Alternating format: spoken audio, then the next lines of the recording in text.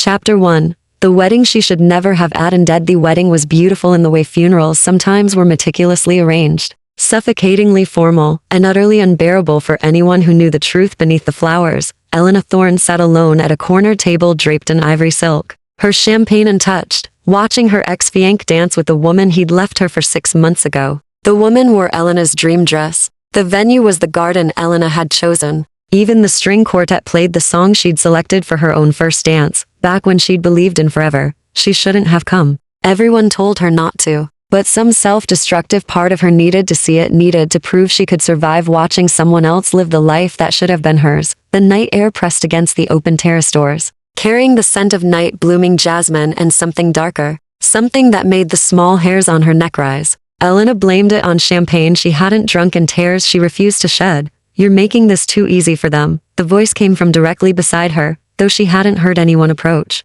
Deep, controlled, with an accent she couldn't place, something old world and aristocratic that didn't belong at a Chicago society wedding. Elena turned. The man standing beside her table was tall, enough to cast her in shadow even in the garden's ambient glow. He wore a dark suit that looked expensive in a way that had nothing to do with labels tailored to a body that moved with predatory grace. His face was striking rather than handsome, sharp cheekbones, a mouth that suggested cruelty and sensuality in equal measure, and eyes so dark they seemed to swallow light. He looked at her the way wolves looked at wounded deer. "Excuse me?" Elena managed, her voice steadier than she felt. "Sitting alone, visibly hurting, at the wedding of the man who betrayed you." His gaze flicked toward the dance floor where her ex spun his bride. "You're giving them exactly what they want. The satisfaction of your suffering." Heat rushed to Elena's cheeks. "You don't know anything about I know predators." Something shifted in his expression, ancient and knowing. "I know prey. And I know you're making yourself a target." Before Elena could respond, he moved, fluid and unnervingly fast, pulling out the chair beside her and settling into it, with the territorial confidence of someone who'd never been told no in his extremely long life. "What are you doing?" she hissed, suddenly aware of eyes turning their direction. Her ex-fiancé's mother was already whispering to someone behind a raised fan, changing the narrative. He reached for her and touched champagne, long fingers wrapping around the delicate stem. "Pretend you're with me. I don't even know you. Does that matter?" His lips curved into something that wasn't quite a smile. "They don't know that. All they'll see is that you're not alone anymore, that you've moved on to someone more." Compelling. Elena should have stood up, should have told him to leave, should have done any number of reasonable things that reasonable women did when strange, dangerous-looking men invaded their personal space at weddings. Instead, she found herself studying him the way shadows seemed to cling to him despite the garden's romantic lighting. The unnatural stillness of his posture, the fact that his chest didn't seem to rise and fall with breath. "Why would you help me?" she asked quietly. "Who said I was helping?" His dark eyes fixed on hers, and Elena felt the world narrow to just the two of them. "Perhaps I simply can't bear watching something beautiful destroy itself over creatures unworthy of its grief." The words should have sounded practiced, manipulative. Instead, they landed with the weight of absolute truth. Music swelled from the dance floor. Her ex and his bride swept past their table, and Elena saw the moment recognition flickered in his eyes, saw him notice her companion, saw something that looked almost like fear cross his face before he quickly looked away. "Who are you?" Elena whispered. The stranger's smile widened fractionally, revealing teeth that seemed just slightly too white, too sharp in the candlelight. "Someone who understands what it means to lose everything to betrayal. Someone who knows that survival sometimes requires becoming something you never imagined you could be." He stood then, extending one pale hand toward her. "Dance with me, Elena Thorne. Show them you're not the broken thing they want you to be." She hadn't told him her name. Every rational instinct screamed at her to refuse, to run, to get as far from this man and his predator's smile as possible. But beneath the fear, something else stirred, something that had been dormant since the night she'd found her fiancé in bed with her former best friend. Something that wanted to feel dangerous instead of destroyed. Elena placed her hand in his. His skin was cool despite the warm evening, his grip firm as he drew her to her feet with effortless strength. As he led her toward the dance floor, she felt the weight of every eye in the garden following them, felt her ex's stare, burning between her shoulder blades. The stranger pulled her into his arms with the practiced ease of someone who'd been dancing for centuries rather than years. His hand settled at the small of her back, possessive and steady. "You're trembling," he murmured against her ear, his breath cool against her overheated skin. "I don't know your name," Elena said, Because it was easier than admitting she was terrified and thrilled in equal measure. Lucian Ashford, he spun her with fluid grace, and Elena's world tilted. Lord of the Ashford house, though such titles mean nothing in your world, and in yours? His expression went distant, dangerous. In mine, they mean everything. Blood, loyalty, and ancient law. Power built on centuries of darkness. His eyes met hers again, and she saw something flicker there, regret, perhaps, or warning. You should run from me, Elena, before you become entangled in things that will destroy the quiet life you're trying to rebuild. Maybe, she breathed as they turned. I don't want quiet anymore. Lucian's grip tightened fractionally. Around them, the wedding continued, but Elena felt as though she and this strange, impossible man existed in a separate reality, one where the rules she'd always followed no longer applied. Careful what you wish for, he said softly. The darkness I walk in doesn't offer second chances, but he didn't let her go, and Elena didn't pull away. Chapter 2. An invitation to survive dance ended too soon and not soon enough. When the music faded, Lucian released Elena with a deliberateness that felt like a warning, as if he were reminding himself to let go. The space between them thrummed with unspoken questions, but before Elena could voice any of them, he turned toward the garden's shadowed edge. Walk with me, he said. Not a request. Elena glanced back at the wedding. Her ex had stopped dancing, his new bride, whispering urgently in his ear while his gaze tracked Elena's movement. Good. Let him wonder. Let him feel even a fraction of the uncertainty he'd carved into her heart. She followed Lucian into the deeper garden. Away from the lantern-lit paths, the sounds of celebration faded behind them, replaced by the whisper of leaves and the distant rush of the Chicago River. Lucian moved through the darkness like he owned it, never stumbling, never hesitating. Elena had to focus on not tripping over roots she couldn't see. You haven't asked the obvious questions, Lucian observed, his voice carrying easily despite not being raised. Would you answer them truthfully? Probably not. A pause. But you should ask anyway. Elena stopped walking. Around them, shadows pulled thick enough to drown in. She could barely see Lucian's silhouette ahead, could only track him by the way darkness seemed to bend around his form. Why did you really approach me? She asked. And don't tell me it was sympathy. Men like you don't do sympathy. He turned, and even in the blackness, she felt the weight of his attention. Men like me? Dangerous ones, perceptive. Lucian moved closer, and Elena's pulse jumped.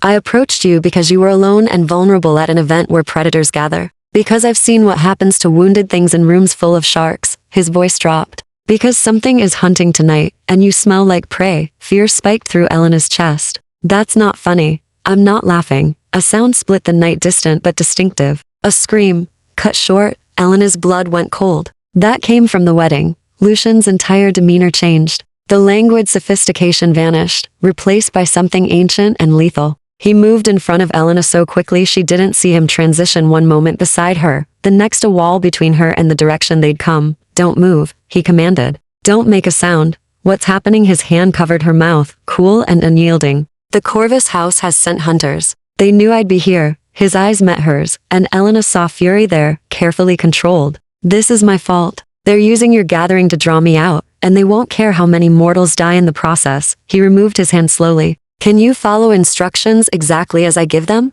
Elena nodded, too frightened to do anything else. Another scream. Closer now. The wedding guests were panicking. She could hear the chaos building. The confused shouts and breaking glass. My car is on the northeast edge of the property, Lucian said, his voice utterly calm despite the carnage erupting behind them. Black sedan. License plate ending in 1847. Get in the back seat and stay down. Don't come out for anyone but me. What about you? I'll handle the Corvus hunters. His smile was terrible and beautiful. It's what I do. I'm not leaving all those people. They're not the targets. You are now, because you were seen with me. Lucian gripped her shoulders, and Elena felt the supernatural strength in his hands, the ease with which he could break her if he chose. The Corvus house doesn't take prisoners, Elena. They make examples. And if they realize you matter to me, even slightly, they will tear you apart slowly, just to watch me suffer. Do I matter to you? Not yet. His expression softened fractionally. But you could. Which makes you a liability I can't afford, and a risk I'm apparently willing to take. He released her.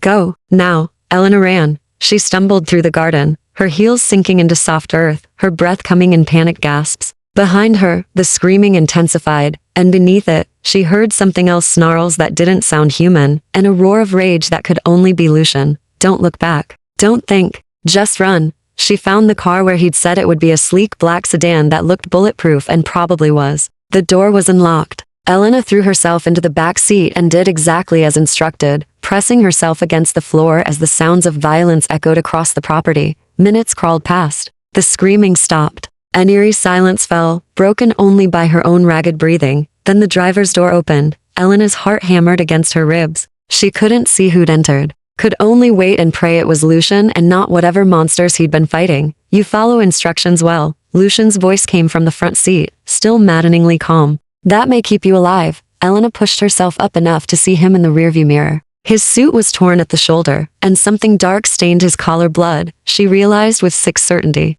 But he moved without pain, without any sign of injury. Are they dead? She whispered. The hunters? Temporarily inconvenienced. He started the car, the engine purring to life. Corvus House vampires are difficult to kill permanently. But I bought us time. Vampires. The word hung in the air between them. Impossible and undeniable. You're insane, Elena breathed. Probably. Lucian pulled out of the parking area with controlled speed, not rushing, but not lingering. But you already knew I wasn't human. Didn't you? Some part of you recognized what I am the moment you looked at me. He was right. She had known, on some primal level that bypassed rational thought. Where are we going? Elena asked, because it was easier than processing the reality of vampires. Somewhere they can't easily follow. My territory, bound by laws older than this city. He glanced at her in the mirror, his dark eyes unreadable. You'll be safe there. For tonight at least. And tomorrow? Tomorrow, we figure out why the Corvus House is bold enough to violate the accords and attack in a public space. His hands tightened on the steering wheel. Someone wants war, Elena, and somehow, you've just become part of it. The city lights blurred past the windows as they drove deeper into the night. Elena sat in the back of a stranger's car, fleeing from vampires. Her entire understanding of reality shattered in the span of an hour. She should be terrified. She was terrified, but beneath the fear, that same reckless part of her that had taken Lucian's hand on the dance floor stirred again, curious, defiant, and tired of being the victim in her own story. Tell me the rules, she said quietly. If I'm going to survive in your world, I need to know the rules. In the mirror, Lucian's expression shifted into something that might have been respect. Lesson 1, he said. In the world of the houses, everything is negotiation. Power, blood, loyalty, all of it traded like currency. And the most dangerous thing you can be is something of value with no protection. What am I then? His eyes met hers in the glass. We're about to find out. Chapter 3. The house of Ashford. Lucian's estate emerged from the darkness like something out of a fever dream. Elena had expected a penthouse, perhaps, or some modern fortress of glass and steel. Instead, the car wound through gates that looked centuries old, down a tree-lined drive that seemed to exist outside of time itself. The mansion rose before them, genuine Gothic architecture, not the reproductions that dotted wealthy Chicago suburbs. Stone and shadow, arched windows that reflected nothing, and an overwhelming sense of age that pressed against Elena's chest like a physical weight. This is impossible, she whispered. We're still in the city. Buildings like this don't exist here. They do if you know how to look. Lucian parked in a courtyard lit by lanterns that burned with flames too steady to be natural. And if you've owned the land since before the city had a name. He emerged from the car with fluid grace, moving around to open Elena's door before she could process that he'd moved at all. His hand appeared in her field of vision, pale and steady. She took it, letting him help her from the car, and immediately regretted her choice of footwear. Her heels clicked against ancient cobblestones as Lucian led her toward massive doors that swung open at their approach. No one had opened them. Relax, Lucian murmured, feeling her tension. The estate is warded to recognize house members. It's welcoming me home, not threatening you. That's not as reassuring as you think it is. Inside, the mansion breathed with quiet opulence. Candlelight, actual candles, hundreds of them illuminated halls lined with artwork that belonged in museums. The air smelled of old books, beeswax, and something Elena couldn't identify. Something that made her think of midnight and secrets kept for so long they'd calcified into truth. Lucian didn't pause to let her gawk. He moved through the corridors with purpose, his hand at the small of her back, proprietary but not constraining. Elena noticed he stayed between her and every shadow, every doorway, his body a constant shield. Do you live here alone? She asked, her voice echoing in the vaulted spaces. Mostly. I have staff, but they know to make themselves scarce when I'm entertaining. Is that what I am? Entertainment? He stopped walking, turning to face her. In the candlelight, his features were almost unbearably beautiful and human in their perfection, carved from darkness and desire. You're a complication I should have avoided, and a responsibility I've somehow acquired. Entertainment would be considerably simpler. Before Elena could respond, he resumed walking, leading her up a curved staircase that seemed to spiral into forever. Her calves burned from the climb, but Lucian's breathing never changed because, she realized with a chill, he wasn't breathing at all. They reached a landing, and Lucian guided her through a doorway into a suite that looked like it belonged to a different era. A massive four-poster bed dominated the space, draped in dark velvet. Bookshelves lined the walls, filled with volumes whose spines bore titles in languages Elena didn't recognize. A fire burned in a hearth that couldn't possibly be up to modern code, its warmth immediately enveloping her. "You'll stay here tonight," Lucian said. "The room is warded. Nothing can enter without my permission, except you, except me." He moved to the fire, his profile gilded by flames that cast no warmth on his pale skin. "But I won't enter uninvited." Contrary to popular belief, vampires are quite particular about consent. Elena wrapped her arms around herself, suddenly aware of how surreal her situation was. Hours ago, she'd been at a wedding, nursing heartbreak. Now she stood in a vampire's mansion, sheltered from creatures that wanted to kill her for reasons she didn't understand. "I need answers," she said quietly. "Real ones. What are the Corvus house? Why did they attack the wedding? And why do they care that I was with you?" Lucian was silent for a long moment, his gaze fixed on the flames. When he spoke, his voice carried the weight of centuries. "There are 7 great houses in North America, each ruling their territory through a combination of age, power, and strategic bloodlines. The Ashford House, my house, controls the Eastern Territories. We're old established, bound by laws that predate your nation." He turned to face her. "The Corvus House is newer, ambitious. They've been pushing at boundaries for decades, testing our strength, looking for weaknesses to exploit. 2 months ago, their lord proposed an alliance through marriage,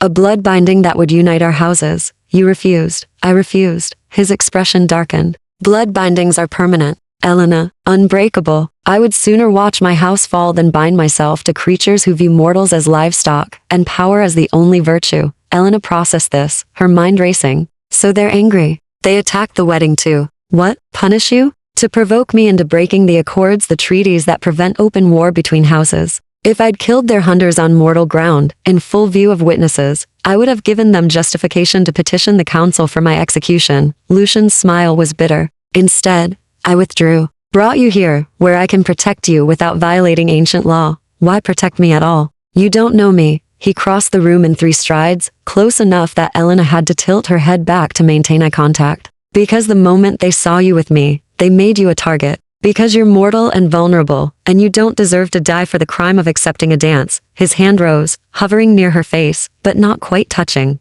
"Because something in me recognized something in you, and I'm old enough to know that such recognitions are rare and precious and worth protecting." Elena's breath caught. This close, she could see the inhuman stillness of him, the way his chest never rose, the absence of pulse in his throat. Everything screamed predator, danger, death, but his eyes held something else. Something lonely and ancient and achingly human. "What happens now?" she whispered. "Now, you rest. Tomorrow, I teach you enough about my world to keep you alive in it." He stepped back, creating distance between them with visible effort. "There's clothing in the wardrobe. It belonged to my sister centuries ago. It should fit." "You had a sister?" Pain flickered across his features, raw and immediate. "Once, before I understood that loving mortals means watching them wither and die while you remain unchanged." He moved toward the door. "Sleep, Elena. You're safe here, Lucian." She stopped him at the threshold. "At the wedding, you said you understood betrayal. What did you lose?" He looked back at her, and for a moment, Elena saw past the vampire lord to the man beneath, someone who'd lived long enough to lose everything that mattered. "Everything," he said simply. "I lost everything. Which is why I recognize the look in your eyes. The look of someone whose world has been destroyed and is trying to decide whether to rebuild or burn what remains. Which did you choose?" "I'm still deciding." His smile was sad and lovely. "Perhaps we both are." He left, the door closing softly behind him. Elena heard the snick of a lock keeping threats out or keeping her in. She wasn't sure. She moved to the window, pulling back heavy curtains to reveal the city beyond the estate grounds. Chicago glittered in the distance, familiar and ordinary,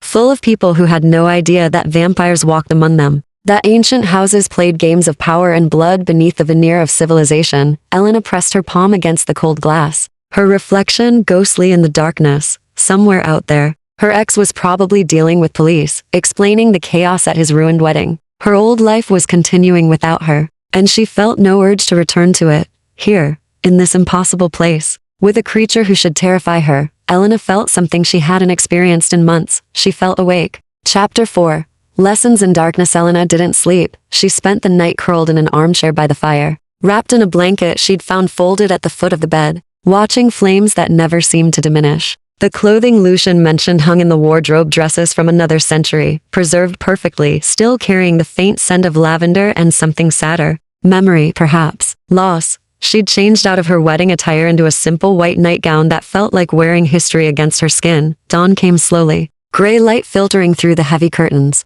Elena wondered if Lucian felt it, if sunrise affected him the way movies suggested. If he was somewhere in this vast house, forced into sleep by biology older than civilization. The thought made her feel strangely protective of him, which was absurd. A knock at the door startled her from her thoughts. "Miss Thorne?" A woman's voice, accented and formal. "Lord Ashford requests your presence in the library when you're ready. I've brought breakfast." Elena opened the door to find a woman who might have been 60, or might have been ageless, dressed in clothing that suggested staff, but carried herself with quiet dignity. She held a silver tray laden with coffee, pastries, and fresh fruit. "I'm Mrs. Halloway," the woman said, entering without waiting for invitation. "I manage the household. You'll find appropriate day clothing in the wardrobe second section. Lord Ashford thought you might prefer modern attire for your lessons." "Lessons?" Mrs. Halloway's smile was knowing. "He means to educate you in house politics and vampire nature. It's what he does when he cares about keeping someone alive." She set the tray on a small table.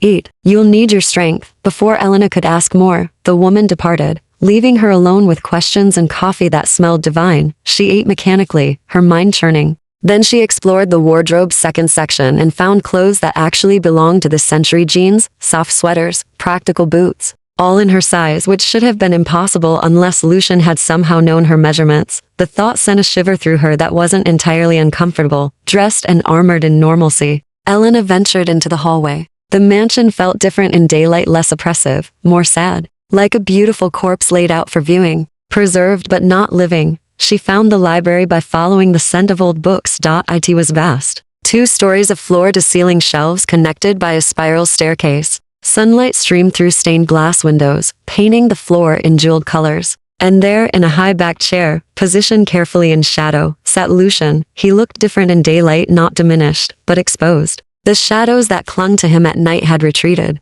revealing someone who seemed almost tired. Despite the supernatural stillness, "You didn't sleep," he observed, without looking up from the book in his lap. "Neither did you." "I don't sleep during daylight by necessity. I sleep during daylight by preference." He closed the book, setting it aside. "The sun doesn't destroy us, Elena. That's myth. But it exhausts us, weakens us, makes us vulnerable in ways we'd rather not be." Elena moved closer, drawn by curiosity stronger than caution. "Then why are you awake?" "Because you deserve answers, and answers require consciousness." He gestured to a chair across from him. "Sit. Let me tell you about the world you've stumbled into." She sat, and for the next hour, Lucian spoke. He told her about the 7 houses: Ashford, Corvus, Blackwater, Thornhaven, Nightshade, Silvermere, and Ravenscroft, each with their own territories, their own laws, their own philosophies about what it meant to be vampire. Some, like Ashford, maintained strict codes about consent and protection of mortals. Others, like Corvus, viewed humans as resources to be exploited. "We feed," Lucian said bluntly, "but it doesn't require death, or even harm, if done carefully. A vampire with control takes only what's freely given, and leaves the donor with nothing but pleasant dreams and a mark that fades within hours." Elena touched her neck unconsciously. "You haven't fed from me." "No." His eyes tracked the movement of her hand. "And I won't, unless you ask." "Which you shouldn't." "Why not?" "Because blood creates bonds, Elena. Even casual feeding links donor and vampire in ways mortals don't understand. And you're already too entangled in my world without adding blood bonds to the complication." She should have felt relieved. Instead, she felt oddly disappointed. Lucian continued his lessons, explaining the Accords Treaty signed in 1847 after a war that had nearly exposed vampires to mortal awareness. The Council of Lords that enforced the peace. The intricate web of alliances and enmities that kept the houses from each other's throats. "The Corvus house wants war," he said finally. "They believe the Accords weaken us, that we should rule mortals openly rather than hiding in shadows. They see my refusal to join them as betrayal of our kind, and the attack last night, a message, a demonstration that they can strike at me even in public spaces, even surrounded by mortals I might feel obligated to protect." His expression hardened. "They're testing my limits, trying to force me into a position where I either break the accords or appear weak before the other houses. Elena absorbed this. Her analytical mind, the one that had earned her a forensics degree before her life imploded, engaging fully for the first time in months. So what's your move? Lucian smiled, and it transformed his face into something warm and approving. There's the intelligence I sense beneath the grief. You're already thinking strategically. I was a criminal investigator before. She trailed off. Before her fiance's betrayal had gotten her removed from a case due to emotional compromise. Before she'd lost her job, her reputation, her future. Before someone made you doubt your own worth. Lucian leaned forward, his gaze intense. Whatever happened in your mortal life, Elena, it wasn't weakness that brought you to that wedding. It was strength. The strength to face pain directly rather than hiding from it. Tears pricked her eyes unexpectedly. She blinked them back. You don't know what happened. Then tell me. And somehow, in this library full of ancient knowledge, sitting across from a creature who'd seen centuries pass, Elena found herself talking about discovering her fiancé with her best friend, about the investigation she'd been leading, the corruption she'd uncovered, and how her emotional state had been used to discredit her findings, about losing everything in the span of a week: love, trust, career, identity. Lucian listened without interruption, his stillness absolute and somehow comforting. They didn't just betray you, he said when she finished. They tried to erase you, make you doubt your own perception, your own strength. His voice carried quiet fury. That's worse than simple cruelty. That's calculated destruction of self. Yes, the word came out broken, and yet you survived. You walked into that wedding with your head high, even knowing it would hurt. He stood, moving to the window where sunlight couldn't quite reach. You have more courage than you realize, Elena Thorne. She joined him at the window's edge, careful to stay in shadow with him. What happens now? With the Corvus house, they'll come for you. Not immediately, they'll let fear marinate first. Let you wonder when the strike will fall. He turned to face her. I can send you away, relocate you somewhere beyond their reach, give you a new identity, enough money to start over. You'd do that? To keep you safe? Yes. Elena met his dark eyes, seeing the sincerity there, the concern of someone who actually valued her survival. And if I don't want to run? Then you stay. Learn our ways. Let me teach you how to survive in a world of predators. His hand rose to cup her face, thumb brushing her cheekbone with devastating gentleness. But understand what you're choosing, Elena. Stay. And you become part of this, part of me. And I'm not certain I'm worth that risk. His touch sent heat cascading through her. Desire and danger mixing into something intoxicating. Let me decide what you're worth, she whispered, for a long moment. They stood frozen in the space between choice and consequence. Then Lucian's hand dropped away, and he stepped back, putting careful distance between them. Very well, he said, voice rough. But we do this properly. I'll teach you everything: house politics, vampire nature, how to recognize threats and opportunities. His eyes glittered. And you'll tell me everything about your investigation. Because if the Corvus house is moving this aggressively, they have support somewhere. Perhaps even among your mortal enemies. Elena's mind raced. You think my ex-fiancé is involved with vampires? I think coincidences are rarely coincidental. And I think you deserve to know the truth about who destroyed your life. He smiled, sharp and dangerous. Consider it payment for the trouble I've brought to your door. I help you uncover your betrayers. You help me understand why Corvus is bold enough to risk war. It was manipulation, Elena knew.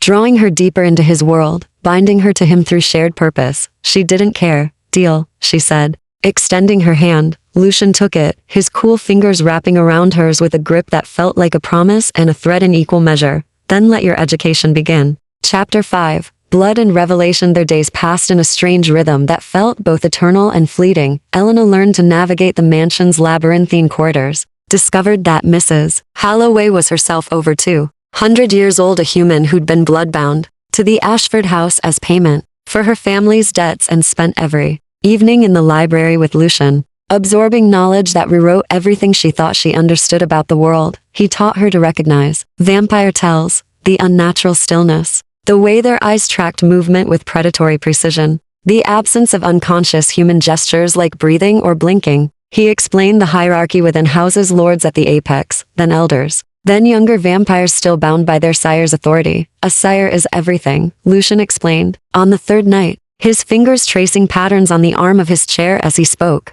Creator, teacher, master. The bond between sire and progeny runs deeper than blood, deeper than love. It's why most vampires never truly break free of the one who made them. Who made you? Elena asked from her customary chair across from him. His expression shuddered. Someone who's been dust for 5 centuries. I was old enough when she finally released me that the bond had weakened to something bearable. He met Elena's gaze. Not all progeny are so fortunate. Some houses keep their children leashed for eternity. Corvus? Especially Corvus. Their lord, Matthias, controls his progeny through fear and the blood bond both. It makes them efficient soldiers, but poor strategists. They follow orders without question, which is both their strength and their fatal weakness. Elena filed this information away, her investigator's mind, building connections, seeing patterns. If we could turn one of them, make them question Matthias, the bond wouldn't allow it. Progeny literally cannot betray their sire. It's written into their nature. Lucian stood, moving to the window where darkness pressed against glass.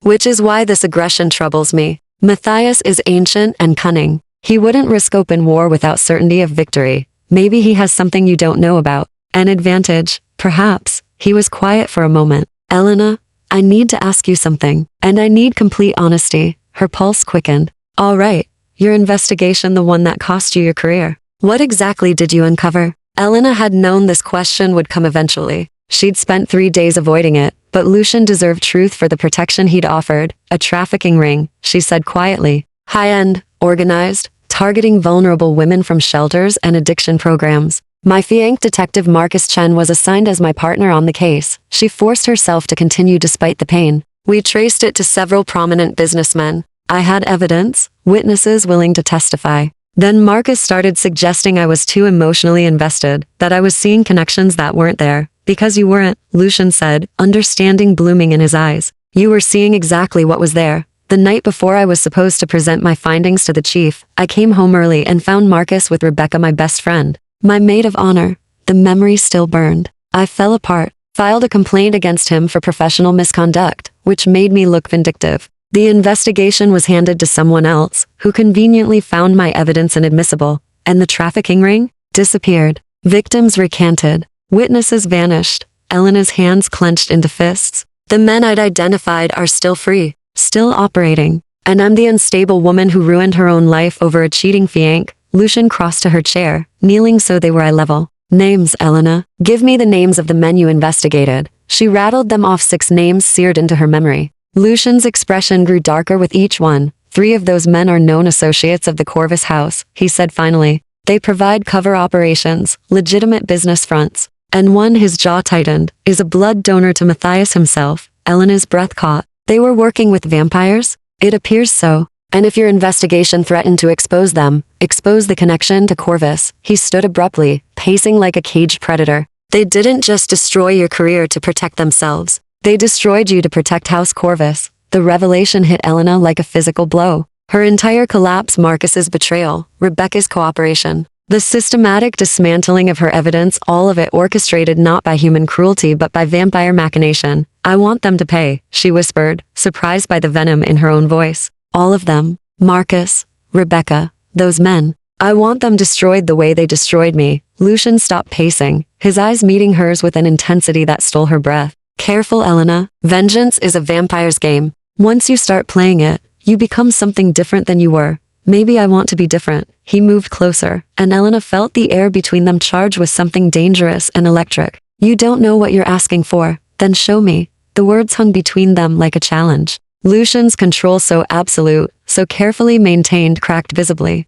His hand rose to her throat, not threatening, but possessive, his thumb pressing against her pulse point. You feel it, don't you? He murmured. Your heart racing. Blood rushing beneath skin so thin I could tear through it with barely any effort. His eyes had darkened, pupil and iris bleeding together into pure black. You should be terrified of me, Elena. Instead, you're leaning closer. She was. God help her. She was. I'm tired of being afraid, she breathed. Afraid of being hurt, afraid of trusting wrong, afraid of my own desires. You're the most dangerous thing I've ever encountered, and I feel safer with you than I did with people who claim to love me. Lucian's grip on her throat tightened fractionally. I could kill you, so easily, but you won't. You can't possibly know that. Yes, Elena said with absolute certainty. I can. For one suspended moment, she thought he might kiss her. Thought he might cross that final line between protector and something infinitely more complicated. His face lowered toward hers, close enough that she could feel the unnatural coolness of his skin,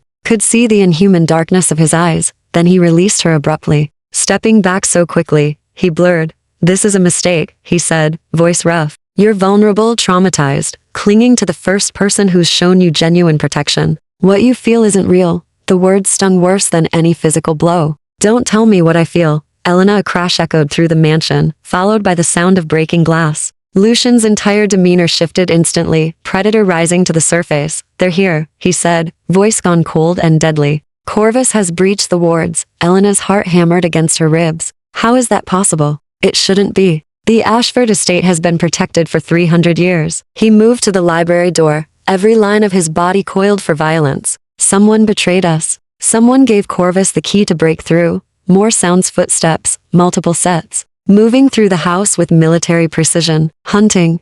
Lucian turned back to Elena, and she saw something in his face she'd never seen before. Fear. Not for himself, but for her. Listen carefully, he said, crossing back to grip her shoulders. There's a passage behind the bookshelf on the eastern wall, third shelf, red leather volume. Pull it, and the wall will open. Follow the tunnel. It leads to a safe house in the city. Mrs. Holloway knows to meet you there. What about you? I'll hold them off. Buy you time. No, Elena grabbed his jacket. I'm not running while you fight alone. Elena, you're mortal, fragile. If even one of them gets past me, then teach me to fight. Her voice came out fierce and desperate. You said I was stronger than I knew. Prove it. Give me a weapon. Give me a chance. But don't ask me to abandon you. Lucian stared at her, something like wonder crossing his features. Then his hand cupped her face with devastating gentleness. You remarkable, foolish woman, he murmured. Then he kissed her. It was brief, fierce, flavored with desperation and promise. Both. When he pulled back, his eyes had returned to their normal dark beauty. If we survive this, he said, remind me that I'm an idiot for waiting this long. Survive first, Elena managed. Then I'll remind you of everything. He smiled, genuine and warm and heartbreaking, then pressed something cold and metallic into her hand, a knife. Its blade etched with symbols that seemed to writhe in the candlelight, silver and iron. Blessed by rituals older than Christ, Lucian explained. It can kill vampires if you strike true heart or throat, deep enough to sever major vessels. They'll heal from anything less. The library door exploded inward. 3 vampires poured through, moving with inhuman speed. Elena got a glimpse of pale faces, dark clothes, eyes that reflected light like animals before Lucian launched himself at them with a roar that shook the walls, and Elena, knife gripped in trembling hands, stepped forward to fight beside him. Chapter 6. The siege of violence erupted with a speed that stole Elena's breath. Lucian moved like liquid death, intercepting the first 2 vampires before they could reach her. His hands, so gentle moments ago, now tore through flesh with casual brutality. Blood sprayed across ancient books, black and viscous in the candlelight. The 3rd vampire locked eyes on Elena. She'd never seen anything move so fast.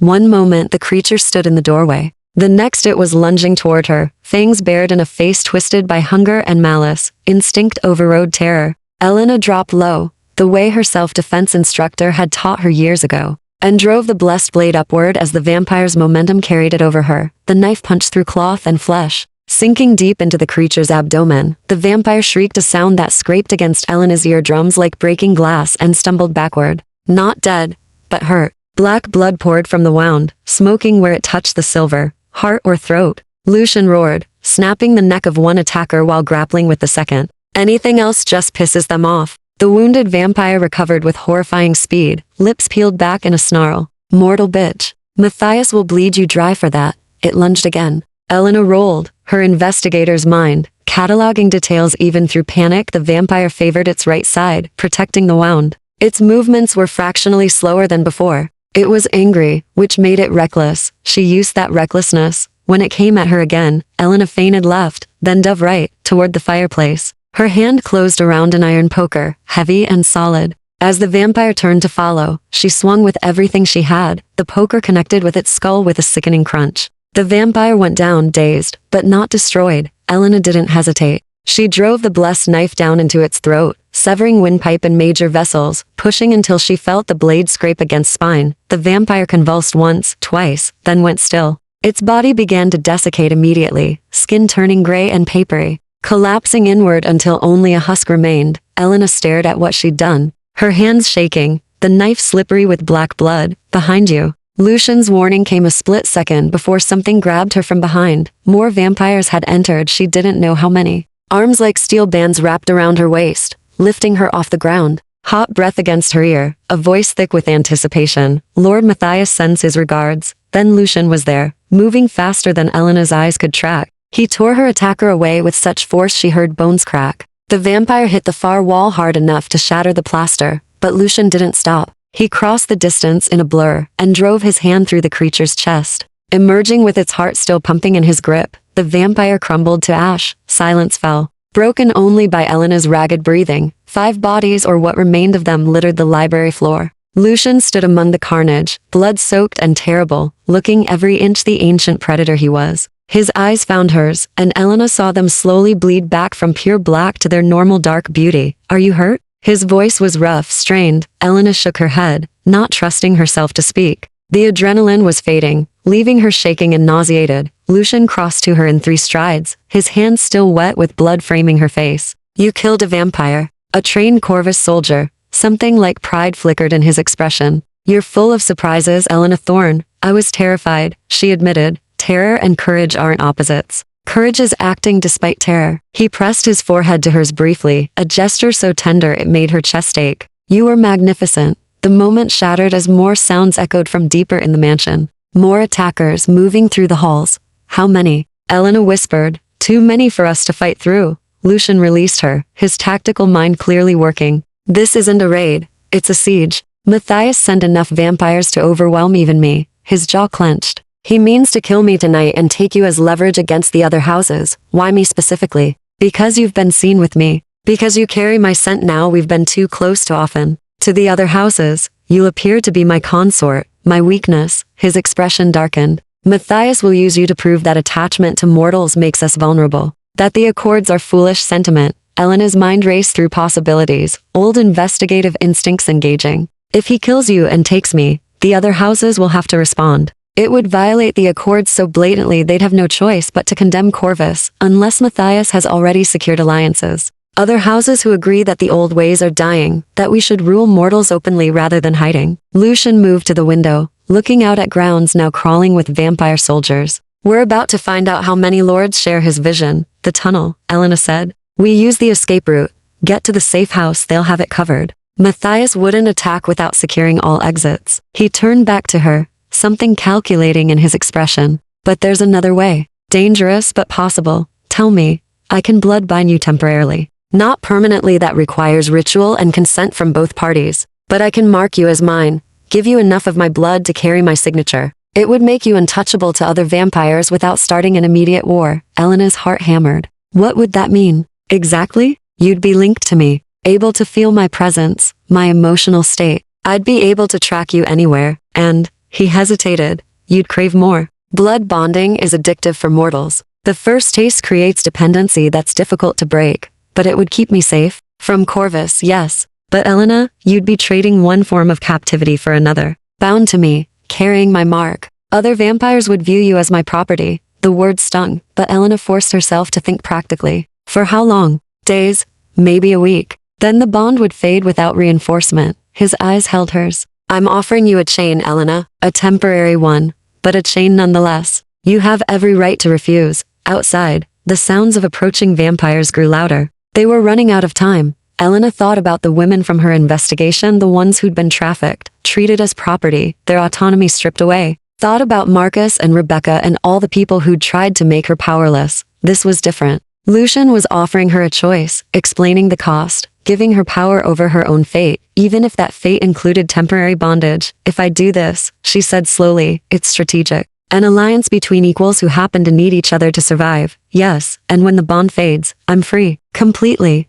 You have my word. I'll even provide documentation, a formal release recognized by all houses." Elena met his dark eyes, seeing centuries of loneliness and carefully controlled desire. Seeing someone who'd been alone so long he'd forgotten what partnership looked like. "Then do it," she said. "Mark me." But Lucian, she stepped closer, her hand finding his blood-stained jacket. "When this is over, when we've survived and the bond fades and I'm free to choose, ask me again. Without the threat of death, without strategic necessity. Ask me if I want to stay." His breath caught if he'd been breathing. "You might not want to, once you know me fully. That's my risk to take." Footsteps pounded up the stairs, getting closer. Lucian pulled Elena against him, his arms encircling her with desperate strength. "This will hurt," he warned. "And afterward, everything changes. I know." He tilted her head to the side, exposing the long line of her throat. Elena felt his breath cool and unnecessary but somehow still intimate against her skin. "Trust me," he murmured. "I do." His fangs pierced her flesh. Pain lanced through Elena,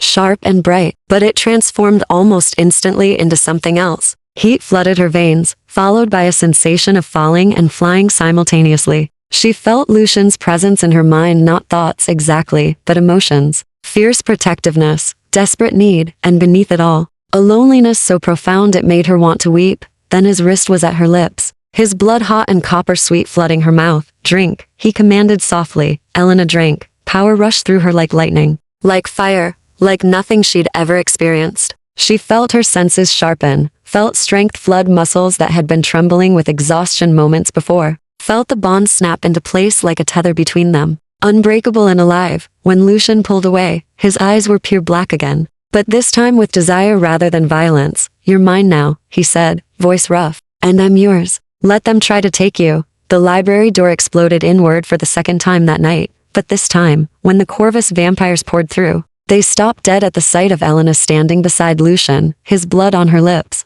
his mark visible on her throat. "Blood bonded," one of them hissed. "Lord Matthias didn't say she was bonded." "Doesn't matter," another snarled. "We have our orders. Kill Ashford, take the mortal." Lucian's smile was terrible and beautiful. "Try." Elena raised the blessed blade, feeling power singing through her veins, feeling Lucian's presence in her mind like a second heartbeat. Together, they stepped forward to meet the siege. Chapter 7. The price of Paworth Bond changed everything. Elena moved with speed and precision that shouldn't have been possible, her mortal body enhanced by Lucian's blood singing through her veins. She could feel him beside her, not just physically, but in her mind, a steady presence that guided her movements without words. Left, his thoughts whispered, and she ducked as a vampire's claws raked the air where her head had been. Now, and she drove the blessed blade up into an exposed throat. They fought like a single organism, Lucian's centuries of combat experience flowing through the bond to inform her strikes. When he engaged two vampires simultaneously, Elena felt his tactical awareness and positioned herself to guard his blind side. When she stumbled, exhaustion beginning to claim her mortal frame, she felt his strength pour into her through the bond, steadying her. But the Corvus soldiers kept coming. "There are too many," Elena gasped, black blood coating her arms to the elbows. Bodies littered the library floor, a dozen at least, but more poured through the shattered doorway. "The catacombs," Lucian said, his voice echoing both aloud and in her mind. "We fall back to the deep wards. They're older, stronger. Even Matthias can't break them." He grabbed her hand, and they ran. The mansion blurred past as Lucian pulled her through corridors she'd never seen, moving faster than Elena's enhanced senses could fully process. Behind them, the Corvus vampires gave chase, their footsteps thundering like drums. They descended down stairs that spiraled deeper than any basement had right to be, through passages carved from living stone. The air grew cold and thick with age. Symbols covered the walls, glowing faintly with power that made Elena's skin prickle. Finally, Lucian stopped before a massive door bound in iron and inscribed with writing that hurt to look at directly. "Behind this, they cannot follow," he said, pressing his bloodied palm against the metal. "These wards were set by my sire 300 years ago. Only Ashford blood can pass." The door swung open silently. Beyond lay a chamber that looked like something from a medieval cathedral, vaulted ceiling, stone pillars, and at its center, a raised dais with a throne carved from a single piece of obsidian. They entered, and the door sealed behind them with a sound of finality. Silence fell, broken only by Elena's ragged breathing. The pursuing vampires hit the door moments later, their screams of fury muffled by ancient stone and older magic. They pounded, they clawed, but the wards held firm. Elena collapsed against one of the pillars, her legs finally giving out. The adrenaline was fading, leaving her shaking and sick. She'd killed tonight multiple times, watched Lucian tear through enemies with brutal efficiency, felt things die by her own hand. Here, Lucian knelt beside her, pressing a flask to her lips. "Water. Drink slowly." The liquid was cool and sweet, washing away the copper taste of his blood. Elena drank gratefully, then realized her hands were still covered in gore, human and vampire both. "There's a bath chamber through that archway," Lucian said gently, reading her distress. "Clean water, soap, clothing. Take your time." Elena wanted to refuse, to prove she could handle the aftermath of violence, but her stomach roiled and her hands wouldn't stop shaking. She nodded mutely and stumbled toward the archway. The bath chamber was surprisingly luxurious, a stone pool fed by an underground spring, heated by some mechanism she didn't understand. Elena stripped out of her ruined clothes and sank into the water, watching it turn pink, then red, then gradually clear as she scrubbed away the evidence of battle. Through the bond, she felt Lucian's presence distant enough to give her privacy but close enough that she knew he remained vigilant. His emotions bled through, concern for her well-being, rage at Corvus for forcing this violence, and beneath it all, a deep vein of guilt. "You're blaming yourself," Elena projected tentatively, testing the bond's communication. Surprise rippled back to her, then resignation. "You shouldn't have had to fight, shouldn't have had to kill. I brought this to your door. I made my choice. You made it under duress." With a vampire army outside and death as the alternative, Elena finished bathing and found clean clothes waiting, soft trousers and a tunic that fit perfectly. She dressed slowly, gathering her thoughts, then returned to the main chamber. Lucian stood before the obsidian throne, still covered in blood, staring at nothing. He looked older somehow, the weight of his centuries visible in the slump of his shoulders. "How long can we stay here?" Elena asked. "Days if necessary. There are supplies, and the spring provides water." He didn't turn to face her. "But we can't hide forever. Eventually, we'll have to emerge and face what's waiting, which is war. Most likely. Matthias has violated every provision of the Accords by attacking my estate with this much force. The other houses will demand council arbitration." Finally, he turned, and Elena saw the exhaustion in his eyes. "They'll want to know why Corvus believes I'm weak enough to target. They'll investigate every aspect of my house, looking for vulnerabilities. And they'll find me, yes." He crossed to her slowly. "A mortal woman, blood bonded to an ancient lord. They'll see it as evidence that I've grown soft, sentimental. Some will use it to argue that the Accords need to be abolished, that attachment to mortals compromises our ability to rule effectively."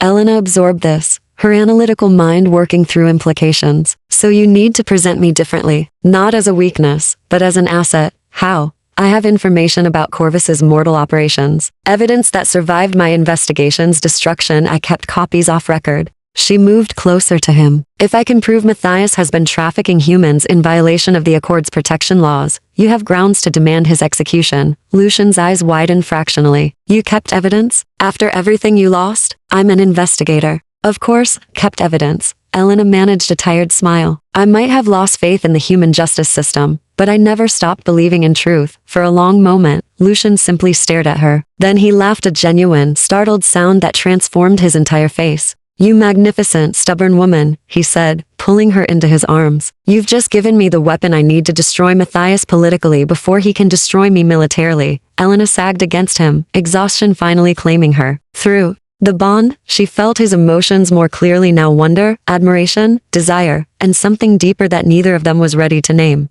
"The bond is getting stronger," she murmured against his chest. "I can feel more of you. It intensifies with proximity and emotional connection." His arms tightened around her. "Elena, what you did tonight, fighting beside me, trusting me enough to accept the bond, I need you to understand what that means to me. Tell me.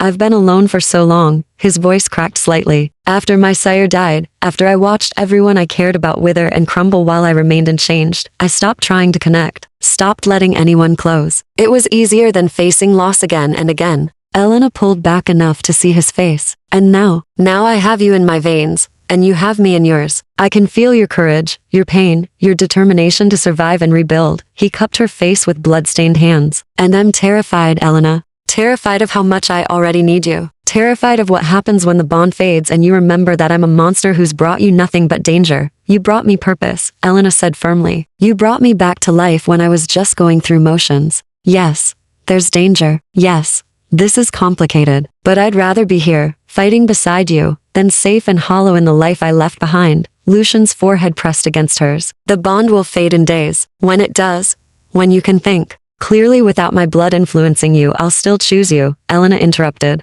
"The bond didn't create these feelings, Lucian. It just made them impossible to hide." His control finally shattered. He kissed her with desperate hunger, and Elena responded with equal fervor. The bond flared between them, sensation and emotion, bleeding back and forth until she couldn't tell where she ended and he began. When they finally broke apart, both were breathing hard, or at least, Elena was breathing and Lucian was doing an excellent imitation. "We should rest," he said roughly. "You need sleep, and I need to contact the other houses. Begin the political maneuvering. Together," Elena said. "Whatever comes next, we face it together." "Together," he agreed, but as Elena curled against him on a surprisingly comfortable chaise, letting exhaustion finally claim her, she felt something through the bond that Lucian tried to hide, fear that she was making promises she couldn't keep, offering herself to a future that might destroy her. She filed it away to address later, when they weren't trapped underground with an army waiting above. For now, she let herself feel safe in the arms of a monster who'd become something far more complicated, something that felt dangerously like home.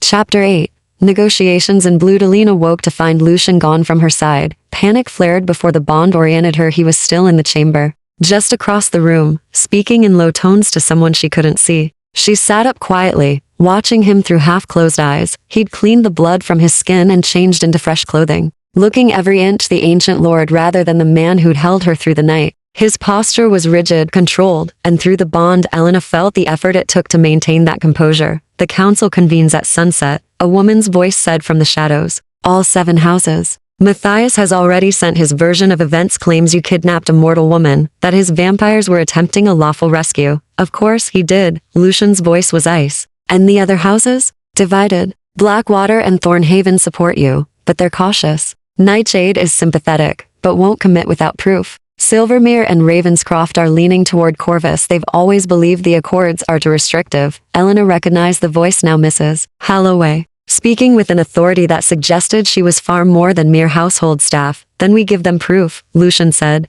Elena has evidence of Corvus trafficking operations. Documented violations of the protection laws. Immortals evidence? Before the council? Mrs. Holloway sounded skeptical. Lucian, they'll tear her apart. Literally, if some of them have their way. Bringing a human before the assembled lords has precedent. The accords themselves were witnessed by mortal representatives. His tone brooked no argument. Elena comes with me. She presents her evidence. And the council will see that my bond with her serves the laws they claim to uphold. Silence stretched. Then, you're risking everything on this woman. Yes, she's mortal, fragile. Even with your blood in her, she won't survive a direct challenge from an angry lord. Then they'll have to go through me first. Lucian's voice dropped to something dangerous. Spread the word, Catherine. Anyone who touches Elena Thorne answers to the full weight of House Ashford. Mrs. Holloway. Catherine sighed. You haven't used my given name in 50 years. You must truly care for her. I do. The simple admission sent warmth cascading through the bond. Elena felt Lucian's awareness spike. He knew she was awake now, listening. I'll make the arrangements, Catherine said. But Lucian, don't underestimate Matthias. He's been planning this for years. Whatever he's playing at, it's larger than one mortal woman and an old vendetta. I know. Lucian turned as Catherine departed through a hidden passage Elena hadn't noticed. His eyes found Elena across the chamber. How much did you hear? All of it. She stood, crossing to him. You told her you care for me. I did. The bond made you say it. No, he pulled her close, one hand tangling in her hair. The bond made it impossible to hide. There's a difference. Elena tilted her face up to his. I'm scared, Lucian, of going before this council, of facing creatures who see me as prey or property. But I'm more scared of staying silent, of letting Matthias win because I was too afraid to speak truth. That's why you'll survive this. He pressed a kiss to her forehead. You have courage that centuries haven't taught most vampires. When do we go? Sunset. 6 hours from now. He released her reluctantly. We'll use the time to prepare. I need to teach you council protocol, how to address the lords, what will be considered insult, how to survive their attention without triggering their predatory instincts. They spent the next hours in intensive preparation. Lucian explained the delicate power balance between the 7 houses, the personalities of each lord, the ancient grievances and alliances that shaped vampire politics. Lord Blackwater Sebastian is reasonable, Lucian said as they reviewed. He believes in the accords genuinely, not just as political convenience. Address him with respect, but not subservience. He values courage. And Matthias? Lucian's expression darkened. Don't look at him directly. Don't speak to him unless spoken to. And never ever show fear. He feeds on it. Elena absorbed the information with her investigator's mind, filing away details, building mental profiles. What about Lady Thornhaven? You said she supports you. Elise is pragmatic. She'll support whoever strengthens her own position. He paused. She's also the only female lord on the council, which means she survived centuries in a world that didn't want her there. Show her the same respect you'd show any predator. Acknowledge her power, but don't grovel. As the hours passed, Elena felt the bond shifting subtly. The sharp intensity of the first night was mellowing into something steadier, more sustainable. She could still feel Lucian's presence constantly, but it no longer overwhelmed her own thoughts. The bond is stabilizing, Lucian observed, echoing her realization. Your body is adapting to my blood. In a few more days, it will fade to almost nothing unless we reinforce it. Do you want to? Elena asked quietly. Reinforce it? He was silent for a long moment. I want many things, Elena, most of them inadvisable. His hand found hers, cool fingers intertwining with warm. Ask me again when you're free to choose without my blood singing in your veins. Before Elena could respond, Catherine reappeared through the hidden passage. It's time. The council assembles in an hour. You'll need to leave now to arrive before the formal opening. Lucian nodded, then turned to Elena. Last chance to reconsider. I can send you to safety. Present the evidence myself. No, Elena squeezed his hand. We do this together. They ascended from the catacombs into a mansion that showed no signs of the previous night's siege. Bodies had been removed, damage repaired with supernatural efficiency. Only the lingering scent of violence remained, copper and ash and something darker. A car waited in the courtyard, sleek and armored. Catherine stood beside it, now dressed in formal attire that suggested she'd be accompanying them. The council meets on neutral ground, Lucian explained as they settled into the car. An estate maintained collectively, warded by all 7 houses. No single lord has advantage there. The drive took them out of the city, into countryside that grew progressively wilder. Finally, they turned down a private road that led to a compound that looked more fortress than estate. Vampires lined the approach, soldiers from all 7 houses, their various insignias displayed prominently. They watched the car pass with eyes that reflected red in the headlights. They can smell you, Lucian said quietly. Mortal blood, enhanced by mine. It's intoxicating to them. Stay close. The car stopped before massive doors. Catherine exited first, then Lucian, then finally Elena. The moment she emerged, every vampire present turned their attention to her. She felt their hunger like a physical weight, pressing against her skin. Lucian's arm slid around her waist, possessive and protective. Through the bond, Elena felt his barely controlled fury rage that she had to endure this, that his world was forcing her to walk among predators who wanted to devour her. Head high, he murmured. You're under my protection. Show them you're not prey. Elena straightened her spine and met the nearest vampire's gaze steadily. After a moment, the creature looked away, submission to her refusal to cower. They entered the fortress. Inside, the council chamber was circular, with 7 thrones arranged around a central platform. 6 of the thrones were occupied. The 7th, Matthias's seat, stood empty. The assembled lords turned as Lucian entered, their ancient eyes cataloging everything: his protective stance, Elena's blood bond mark, the way they moved in unconscious synchronization. Lord Ashford, a vampire with silver hair and eyes like winter, spoke.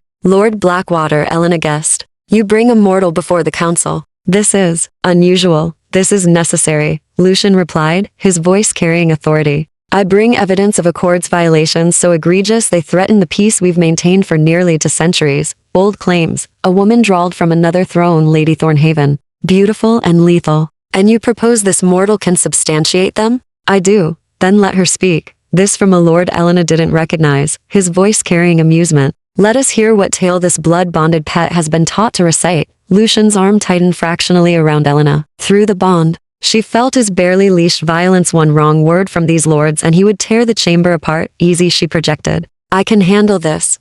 I know. That's what terrifies me. Elena stepped forward, away from Lucian's protection, onto the central platform. 6 pairs of ancient eyes focused on her with predatory intensity. My name is Elena Thorne, she said, keeping her voice steady. And I'm here to tell you about the women Lord Matthias has been trafficking, torturing, and killing in violation of every protection the Accords guarantee. The chamber went silent, then the doors burst open, and Matthias entered, his smile sharp as broken glass. How delightful, he purred. My pet investigator, risen from disgrace to tell lies before the council. This should be entertaining. Chapter 9. The council's judgment. Matthias moved like a serpent through water fluid. Mesmerizing, deadly, he was beautiful in the way poisonous things often were, with golden hair that caught the candlelight, and eyes the color of old amber. Younger looking than Lucian, though Elena suspected age and appearance held no correlation in the vampire world. His smile never reached those eyes. Lord Corvus, Sebastian Blackwater said, his tone neutral but sharp. You arrived late to answer charges of Accord's violation.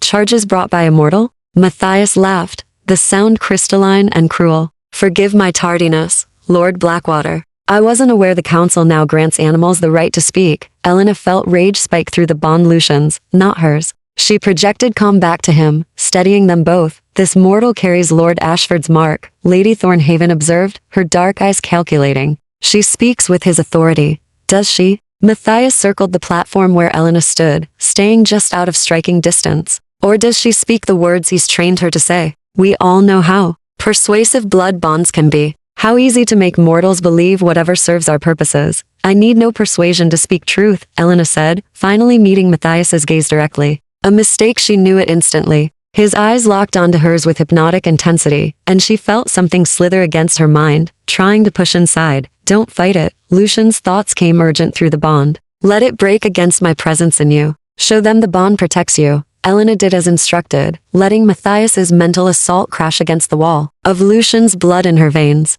The attempt to control her mind shattered like glass against stone. Matthias's smile faltered. Interesting. Ashford's given you more than a simple marking. You carry his blood deep enough to resist compulsion. I carry proof, Elena countered, refusing to show how the mental attack had terrified her. 6 months ago, I was lead investigator on a human trafficking case in Chicago. My evidence trail led to several prominent businessmen, all of whom, I've since learned, were operating under Corvus House protection. Human crime, Matthias said dismissively. Not our concern. It becomes your concern when vampires orchestrate it. Elena pulled folded documents from inside her jacket, copies she'd kept hidden in a safety deposit box, retrieved by Catherine during their preparation. These women weren't just trafficked. They were selected based on blood type, health markers, psychological vulnerability. They were being processed like livestock. She handed the documents to Sebastian, who studied them with ancient eyes that missed nothing. For what purpose? He asked quietly. Blood farms, Lucian said, his voice cutting through the chamber. Matthias has been establishing them across his territory for years. Mortals bred and broken specifically to serve as renewable feeding sources. Horror rippled through the assembled lords, even the ones who'd shown Corvus sympathy. That's a lie, Matthias snarled, his composure cracking. Ashford manipulated this mortal, fed her false information. I have witnessed testimony, Elena interrupted. From women who escaped. From workers who couldn't live with what they'd enabled. From your own vampires who objected to the practice and were silenced. She met Sebastian's gaze. I can provide names, dates, locations. Everything needed to verify independently. This is absurd, Matthias appealed to the other lords. The Accords permit feeding. What difference does it make if mortals are willing or unwilling? The difference, Lady Thornhaven said coldly, is consent, the cornerstone of our laws. We are permitted to feed because we do so with permission or in self-defense. Industrial-scale imprisonment and torture of mortals violates every principle the Accords established, principles written by weaklings afraid of their own power.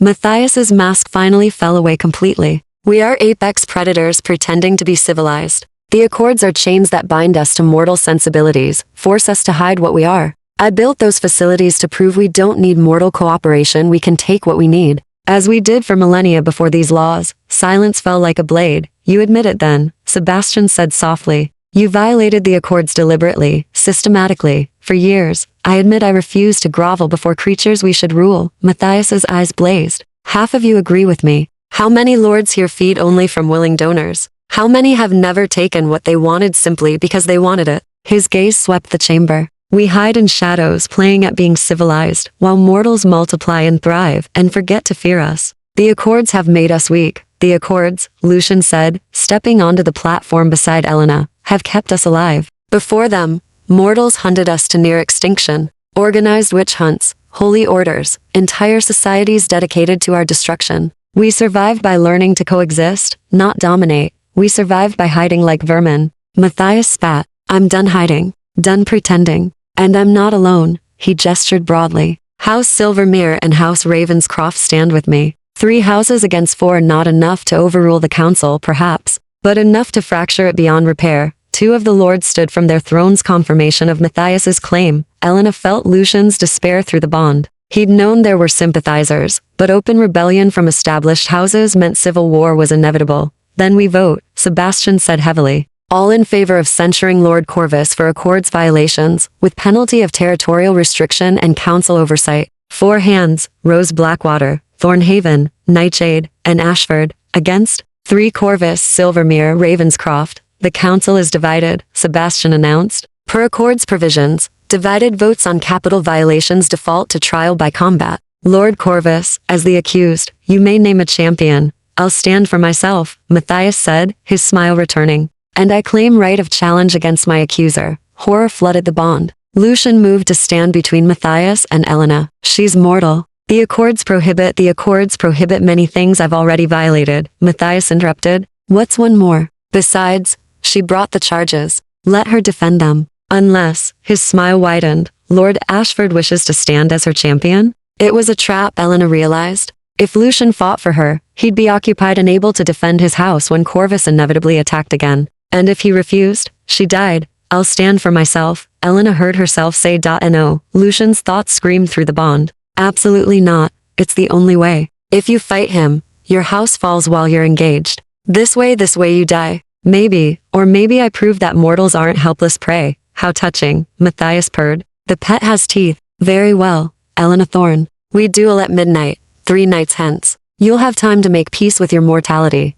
And if I win? You won't, but if I do, Corvus House accepts censure. Full territorial restriction, council oversight, and dismantling of all blood farm operations. Matthias's eyes glittered with amusement. Agreed. And when you lose, Ashford watches you die slowly, then answers for harboring you against Corvus interests. I'll have my political victory and my entertainment both. Sebastian rose from his throne. The terms are set. 3 nights hence, trial by combat. Lord Ashford, you are permitted to train your champion. Lord Corvus, you are prohibited from interfering with said training. The council stands adjourned. The lords departed, some quickly, others lingering to watch Lucian and Elena with calculating eyes. When they were finally alone in the chamber, Lucian pulled Elena against him with desperate force. You can't do this, he said into her hair. Matthias is 300 years old. He's killed dozens in formal duels. You'll last seconds against him, then teach me to last longer. Elena pulled back to meet his eyes. I have 3 days, Lucian. 3 days to become dangerous enough to survive. You told me I had courage, now help me turn it into something that can win.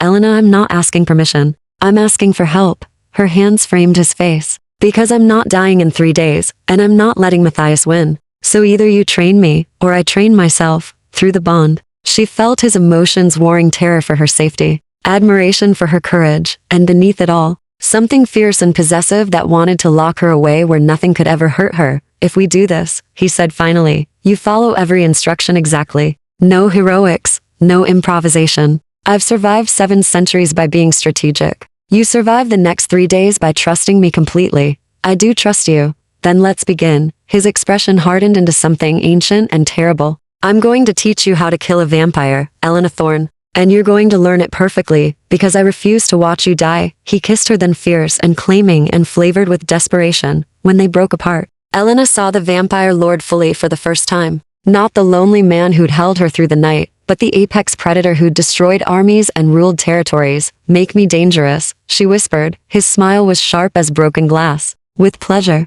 Chapter 10. The choice 3 days had never felt so short and so infinite simultaneously. Lucian transformed from lover to ruthless instructor the moment they returned to his estate. He drove Elena through training that pushed her mortal body to its absolute limits, combat techniques refined over centuries, strategies for fighting opponents stronger and faster, ways to exploit a vampire's arrogance and their occasional underestimation of human ingenuity. Matthias will toy with you, Lucian said on the second night, circling Elena as she practiced her strikes against a training dummy. He'll want to make it last, make it entertaining for the watching. Lords, use that. Let him think he's in control while you wait for your opening. Elena's muscles screamed in protest, but she pushed through another sequence. The bond had faded to a whisper, now present but no longer overwhelming. She could feel Lucian's presence like a distant heartbeat, sense his general emotional state, but not his specific thoughts. Soon, it would fade entirely, and she'd have to face what remained when his blood no longer sang in her veins. Again, Lucian commanded.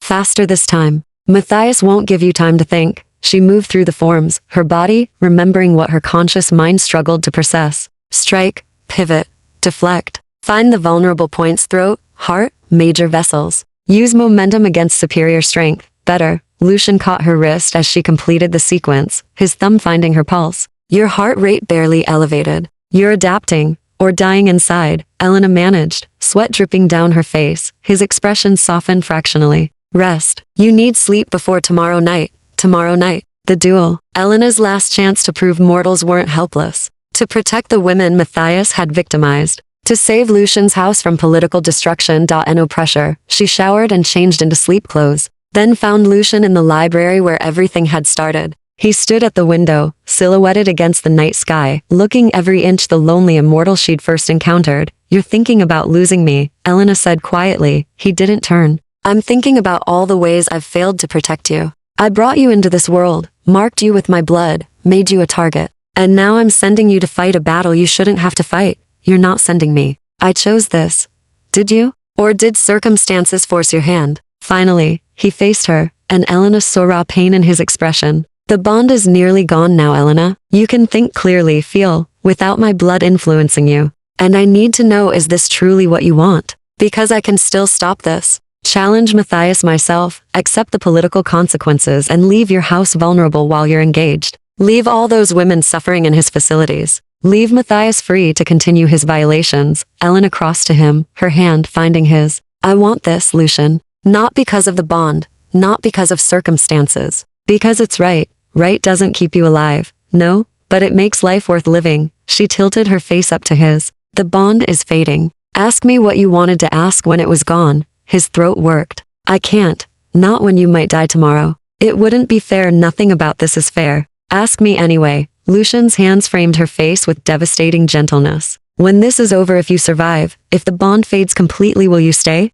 Not as my blood-bonded protege, not as political necessity, but as yourself. Will you choose this life, this world, me? Elena had known the question was coming, had spent 3 days considering her answer while learning how to kill. I don't want my old life back, she said simply. That woman who went to her ex's wedding hoping to prove she'd moved on. She was already dead inside, just going through motions. You didn't save me, Lucian. You woke me up. Reminded me I could be strong, dangerous, valuable beyond what others decided I was worth. That's not an answer. Yes, it is. She smiled, feeling tears prick her eyes. I'm saying yes. To staying, to this world, to you. Not because you're perfect or because this life is safe, but because I'd rather be terrified and alive with you than comfortable and hollow anywhere else. The words hung between them like a vow. Then Lucian kissed her with a desperation that spoke of centuries of loneliness, of finally finding something worth the risk of caring. Elena responded with equal fervor, pouring everything she felt into the kiss, trust, desire, defiance against a world that wanted to destroy them both. When they broke apart, both were trembling. If you die tomorrow, Lucian said roughly, I will tear Matthias apart so slowly he'll beg for true death. Then I'll burn his house to foundations and salt the earth where it stood. Romantic. I'm serious. I know. Elena pressed her palm against his chest, where a heart no longer beat. But I'm not dying tomorrow. I'm going to win, and then I'm going to hold you to everything we've promised each other. How can you be so certain? Because I have something Matthias doesn't. What's that? Everything to live for. She pulled him toward the bedroom. Now come to bed. If tomorrow's my last night, I don't want to spend it sleeping alone. They tangled together in the darkness, sharing touches that spoke of need and comfort and promises neither voiced aloud. The bond had faded to almost nothing now, just the faintest whisper of connection, but Elena didn't need supernatural links to feel what passed between them. This was choice, pure and simple. Two damaged souls choosing each other despite every rational argument against it. As dawn approached and Lucian's body grew heavy with the day's sleep, he couldn't resist. Elena held him close and made silent vows.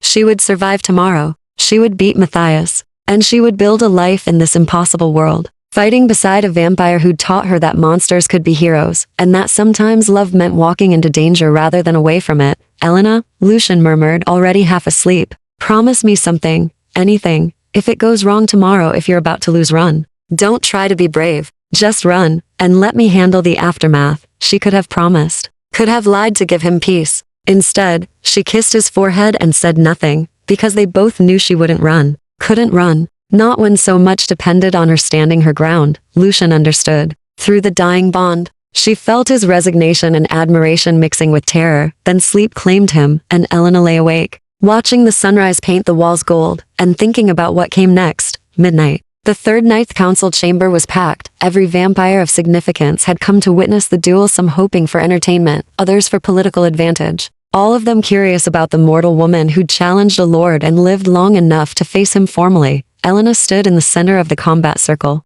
dressed in close-fitting clothes that allowed movement. Armed with the blessed blade Lucian had given her that first night, she felt the weight of hundreds of ancient eyes, felt their hunger and their doubt, across the circle. Matthias smiled like a man about to enjoy a particularly fine meal. Last chance to yield, he offered magnanimously. Concede defeat, submit to Corvus' judgment, and I'll make your death quick. I'll pass. Thanks, your courage is admirable. Misplaced, but admirable. He drew his own blade longer than Elena's, curved like a fang. I'll try to make this entertaining. Sebastian Blackwater stepped forward to officiate. The rules: combat continues until one party yields, dies, or becomes incapable of continuing. No interference from outside parties. No magic beyond what the combatants naturally possess. His ancient eyes found Elena's. Do you understand the terms mortal? I do.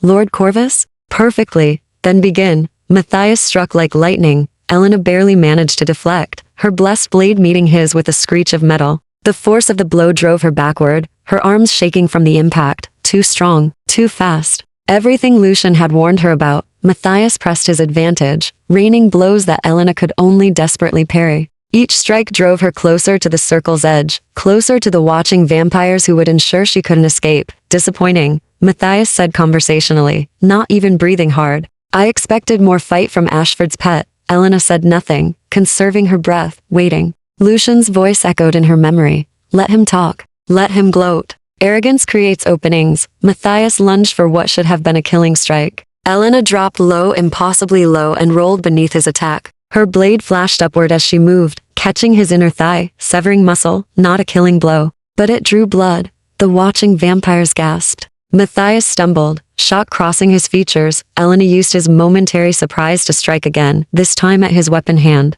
The blessed blade bit deep, and Matthias's sword clattered to the ground. Clever, he hissed, his leg already healing. But tricks only work once. He moved without his weapon now, relying on supernatural speed and strength. Elena couldn't match him, could only evade, using every technique Lucian had drilled into her. Duck, roll, strike when possible, create distance. Don't let him pin you. But she was tiring, mortal limitations catching up despite adrenaline. And Matthias was learning her patterns, adjusting his attacks. Finally, he caught her. His hand closed around her throat, lifting her off the ground with casual ease. Enough games, he said softly. You fought well for cattle, but this ends now. Elena's vision began to darken, her lungs screaming for air. She could feel Lucian's terror through the fading bond, heard him shout her name from somewhere in the crowd, with the last of her strength. Elena drove her blade into Matthias's chest, not his heart, she couldn't reach that high, but close enough to force him to drop her or die. He chose dropping her. Elena hit the ground gasping, rolled away before he could recover. Matthias clutched at the wound, fury transforming his beautiful face into something monstrous. You dare? Elena didn't let him finish. She lunged forward with everything she had left, driving her blessed blade up through his throat and into his brain. Matthias's eyes widened in shock. Then they glazed. He collapsed. Truly dead this time, and Elena fell beside him. Exhausted and victorious, the chamber erupted into chaos. Then Lucian was there, gathering her into his arms, his voice breaking as he repeated her name like a prayer. I won, Elena managed through exhausted tears. I actually won. You did, he said, pressing his forehead to hers. You magnificent, terrifying, perfect woman. You won. And as the council scrambled to address the political earthquake of a mortal killing a lord, Elena let herself collapse against the vampire who'd taught her to be dangerous, who'd taught her to choose her own fate, who'd become home. Epilogue Essex. Months later, Elena walked through the Ashford estate like she owned it, which, in a way, she did. The council had restructured after Matthias's death. Corvus House was dissolved, its territories redistributed, its blood farms destroyed. The women Elena had fought for were freed, given resources to rebuild their lives, and Elena had become something unprecedented, a mortal advisor to the council. Her investigative skills valued even by vampires who'd initially viewed her as prey. She found Lucian in the library,